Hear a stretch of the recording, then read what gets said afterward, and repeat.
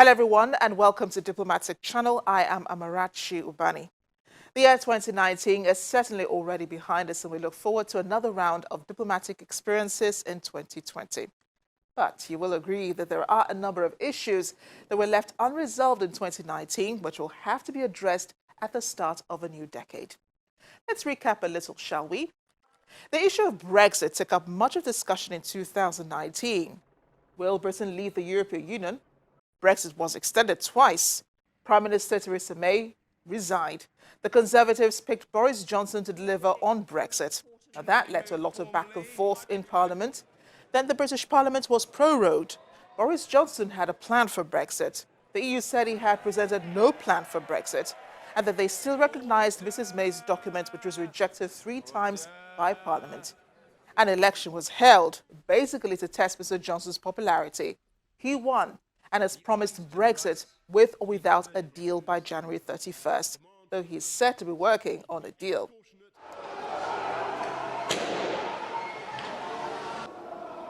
Here in Africa, it was the attacks on citizens of other African nationalities that nearly destroyed the relations between Nigeria and South Africa. Businesses belonging to other nationalities were destroyed as they were blamed for the high rate of unemployment in the country, an imbalance in distribution of resources, and of course, crime.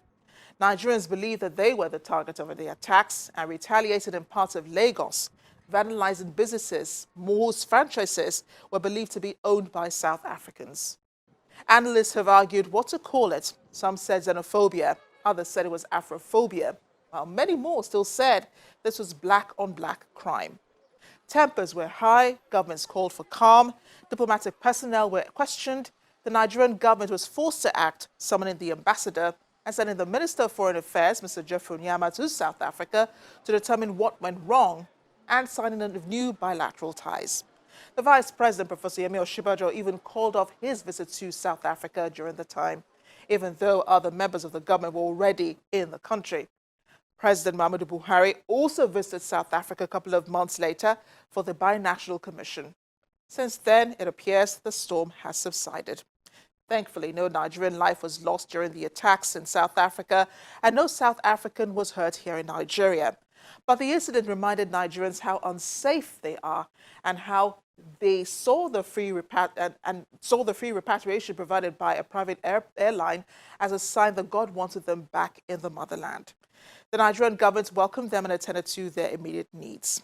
Meanwhile, Nigeria signed the African Continental Free Trade Agreement, AfCFTA, on June 27. That's months after the same document was ratified by parliaments of 24 countries at the time. It was signed by 52 countries. The AfCFTA aims to increase trade between African countries, bringing all 54 members of the African Union together in a single market of 1.2 billion people by removing trade barriers such as tariffs across Africa. President Muhammadu Buhari said at the time of the signing at the African Union Summit in June that trade is important for us as a nation and to all nations. Economic progress is what makes the world go round. Our position is very simple. We support free trade as long as it is fair and conducted on an equitable basis. Initially, Nigeria refused to commit to the AfCFTA, saying it needed more time to consult with domestic stakeholders before making a decision. The worry was that exposing local manufacturers to greater competition would force some out of business and increase unemployment. Speaking of economic progress, the West African Monetary Union agreed with France 2 weeks ago to change the regular currency, the CFA franc, to the ECO, severing the CFA's link to former colonial ruler France. That news was announced by the Ivorian President Alassane Ouattara in Abidjan, while the French President Emmanuel Macron was visiting. He announced 3 major changes: a change of name of the currency, no more holding 50% of the reserves in the French treasury, and the withdrawal of French governance in any aspect related to the currency. The CFA franc used in Benin, Burkina Faso, Guinea-Bissau, Côte d'Ivoire, Mali, Niger, Senegal, and Togo have been linked to the euro for about 2 decades. Mr. Macron hailed it as a historic reform, saying the ECO will see the light of day in 2020. And the world has watched helplessly as the people of Hong Kong turned demonstrations against the controversial bill into months of protests against the Chinese government's interference in their affairs. Peaceful marches have turned into an all-out use of force between Hong Kong police and protesters. China has blamed international interference, calling on countries such as the US not to interfere in domestic issues. And countries have been careful not to interfere. The process is still ongoing, and there does not seem to be an end in sight.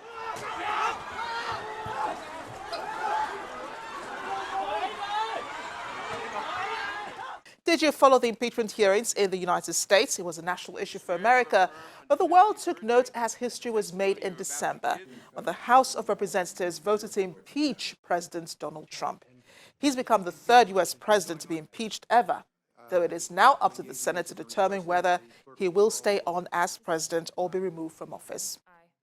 As can be imagined, the U.S. president has insisted he did not pressure the Ukrainian president, Volodymyr Zelensky, to dig up dirt on political opponents Joe Biden and his son Hunter. These are just a few issues that shaped the year 2019, a number of which have spilled into 2020.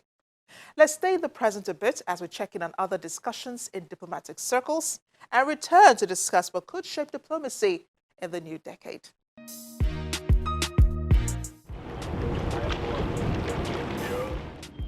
"32 migrants have been brought to the southern Sicilian port of Pozzallo by a German charity ship.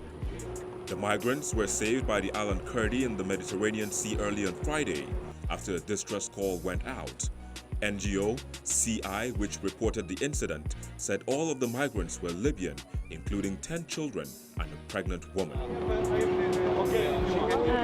Herman has it. Herman, yep. Seaborne migration to Europe has dropped sharply since peaking in 2015, but thousands still attempt the dangerous Mediterranean crossing every year, looking to escape poverty and conflicts in their home countries. Just about words, it's about action. And we have seen enough in New York. The governor of the U.S. state of New York, Andrew Cuomo, has described as domestic terrorism the stabbing attack that targeted the Hasidic Jewish community, saying the perpetrator should be punished as such. The attacker stabbed 5 people late on Saturday at a Hasidic rabbi's home in the state and fled before being arrested, a rampage that came after days of increased tension over anti-Semitic assaults. All 5 victims were taken to hospitals, 2 of them in critical condition, one having been stabbed at least 6 times.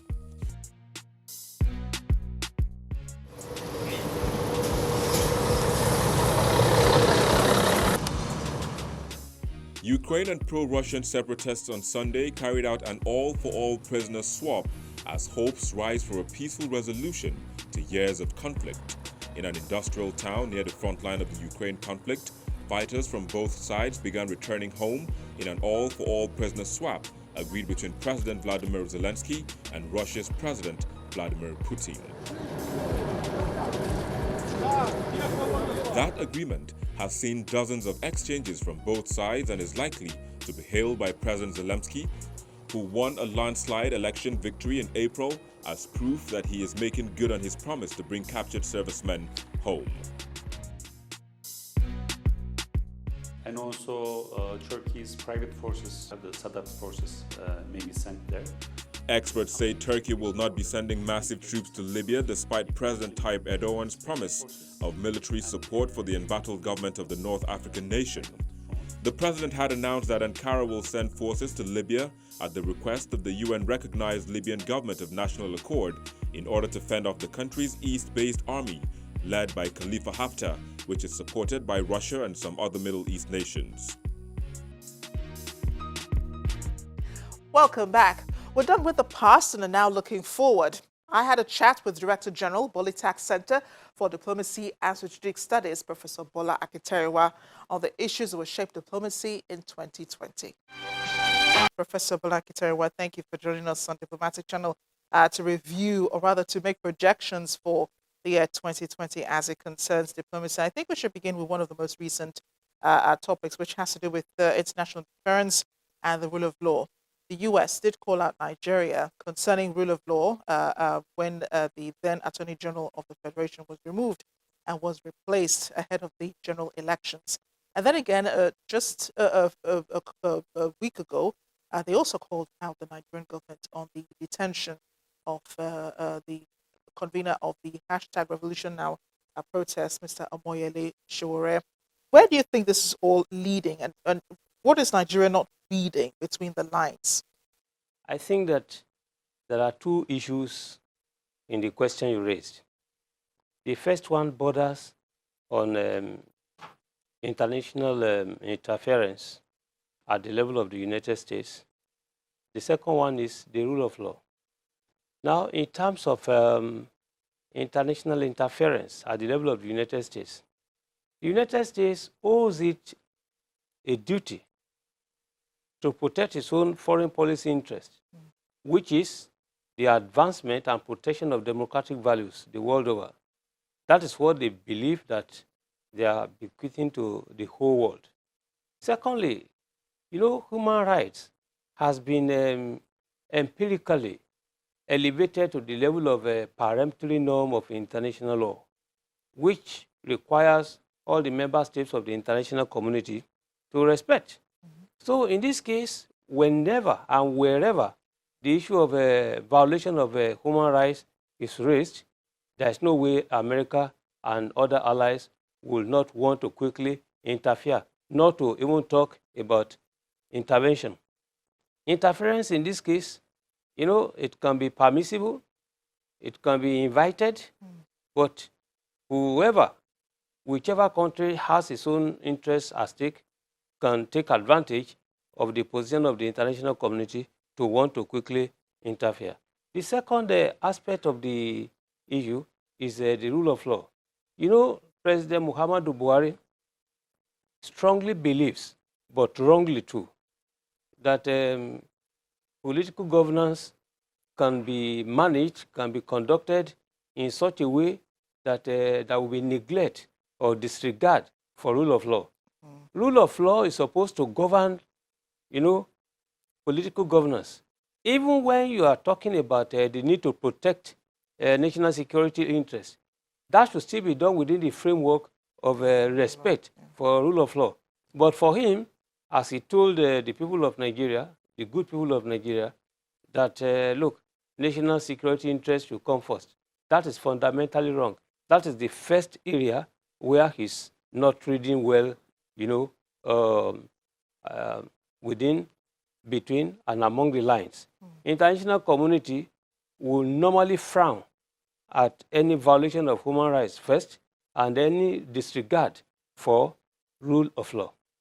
Yeah, really important. But then again, okay, that's what we're not reading between the lines. Going forward in 2020, how do you think this will shape our relations with the U.S.?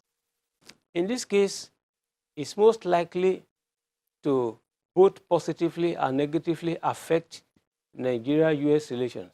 The first point is that if the president, now that he has agreed to release, and he has effectively released Dasuki and Sowore, that means that with an iota of pressure from beyond Nigeria's territorial, boundaries, the president and his government appears now to be seeing more clearly that, look, there is the need to always think before acting, rather than acting, before thinking. The issue is that Sowore himself is a citizen of the United States, meaning that U.S. foreign policy, as we all know, will seek to protect every American citizen, whether he's yellow, green, black, brown, whatever, they don't care. The moment you have the citizenship of the United States, in this regard, you can expect diplomatic protection within the framework of international private law. So in this case, where will this one lead us to in the future? If the government of Nigeria now believes and puts into practice respect for human rights, then you will enjoy the friendship with the United States. The relationship will be very warm. But if we do not do that, what we should expect is the negative. In fact, the relationship will never be warm, And I can assure you that the United States will take necessary sanctions against Nigeria. And there's no reason why you wouldn't expect the United States to carry along its allies in seeking sanctions against Nigeria. To the xenophobic attacks in South Africa, some have described it as xenophobic, some described it as Afrophobic, some said it was just black crime on crime, depending on what side of the divide you stand on. Those deadly protests held in September, and it's not the first time. They've been recurring. And the question now is what to do to make sure they don't recur in 2020. Well, there are many ways of looking at it. First of all, we need to agree on what is responsible for the xenophobic attacks. It's just like somebody going for medical consultation to see a medical doctor, medical practitioner. If the medical practitioner fails to identify the real cause of an ailment, there's no way he will not provide a wrong prescription. The issue with a xenophobic attack is that there is a glaring disconnect between the government of South Africa and the people of South Africa. Relationship between Nigeria and South Africa generally is warm, but it's only at the governmental level. It's not at the level of people to people. Yeah. So in this case, if we are talking about a leeway, what to do to prevent recurring xenophobic attacks, we must first of all ensure that the gap, the vacuum existing between the people on the one hand and the government of South Africa on the other has to be filled or removed. What is happening is this: the people of South Africa do not believe that the government and people of Nigeria have done anything good to the people of South Africa, even in terms of anti-apartheid struggle. Yeah, many of them don't remember. This is the issue. Now, the people and the government of South Africa had explained to the government of Nigeria that there used to be, African National Congress, the national wing, African National Congress, the international wing, that Nigeria related more with the international wing. Many of those people involved in the international wing of ANC, they have all died. They didn't put on record what Nigerians have done. So the people that are basically in power in South Africa, these are the national wing members of the ANC. And they don't even have on record any good record to show that Nigerians have done whatever. And that's why you will see you have many streets named after African leaders, but you will never find one after Nigeria. So the issue now is that when the people of South Africa now see Nigerians either committing one offense or the other, they visit the anger that, look, what did you do? Why are you coming to our country to take advantage? So one way of dealing with the problem is to ensure that the people of South Africa are sufficiently enlightened to let them know that, look, if they are enjoying whatever freedom today, it is not only thanks to God Almighty, it is also thanks to the people of Nigeria. The second point is to ensure that the strategic partnership agreements, and particularly the binational commission level of the relationship, is giving serious commitment. Thirdly, there is the need to find a way of introducing or inserting the principle of reciprocity, reciprocal treatment, in all the agreements. When we have a situation whereby the government and the people of South Africa are not showing full understanding of Nigeria's effort, you apply the rule. It is there. So it teaches people to see clearly, not the way Johnny Nash will want to see clearly after rain. No, you don't need to wait for any rain before you see clearly. So this time, the South Africans need to be told that what they cannot easily give to foreigners, to Nigerians, it's not easy for any Nigerian to establish any business in South Africa. Yeah, or anywhere else, actually. They don't. But here we are very accommodating. And probably you should take note of the fact that Nigeria and South Africa are competing, quote and unquote, rivals. Yeah. And the international community supports South Africa. I have just one more question for Africa, and that's the AFCFTA, the Africa Continental Free Trade Agreements that 52 countries have signed. Nigeria eventually signed in June of 2019. It's been ratified by only 24 countries, and we're looking to 2020. Trade and economic integration for Africa has always been, a topical issue at ECOWAS level, regional level, at the African Union level. Do you think that, this dream could really begin to be realized in 2020? There's nothing wrong in dreaming. But what is wrong is when the dream is translated into reality and you are unable to cope with the challenges, then that's where you have some problems. Actually, you are right if you talk about 52 countries signing, but that's earlier in the year.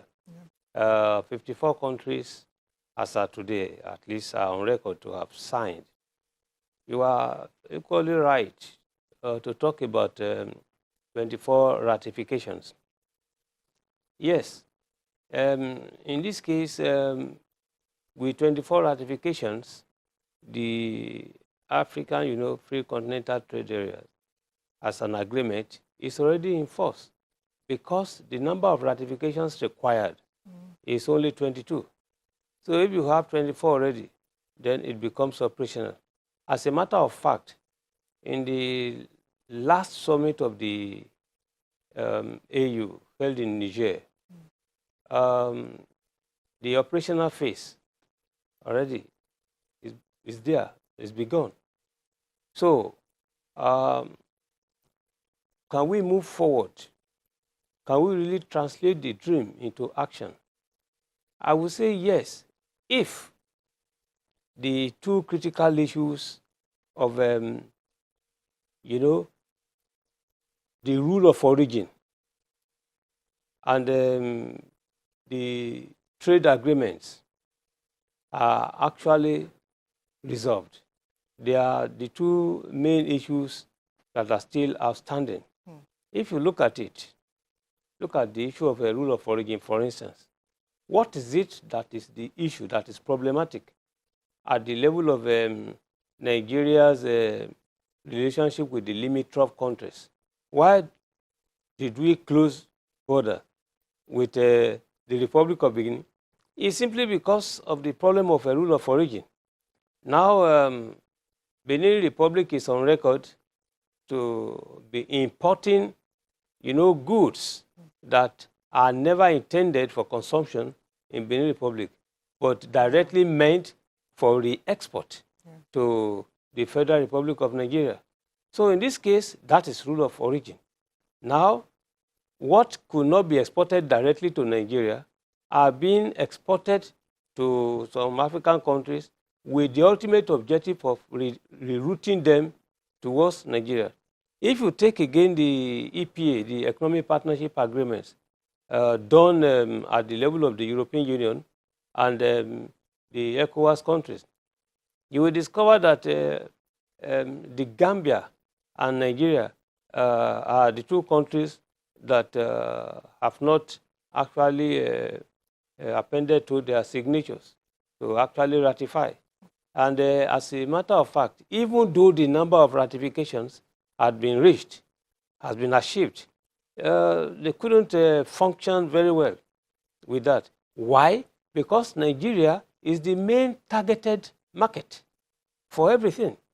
So EPA, like the AFCTA now, has the problem of rule of origin as an issue in such a way that, look, Nigeria is now saying, if we want to promote regional integration, there's absolutely nothing wrong with that. But let the products, the goods, the items emanating from a member state, all right, the goods must have been manufactured, must be originating from a member state, rather than member states being used, as an instrument for that one. So that's where the issue is. This is where we call it on the program this week. I'm glad you could join us. And you can also join us anytime using our social media handles on your screen and watching us online at channelstv.com. I am Amarachi Obani, hoping you will join us for more discussions in 2020. Bye now.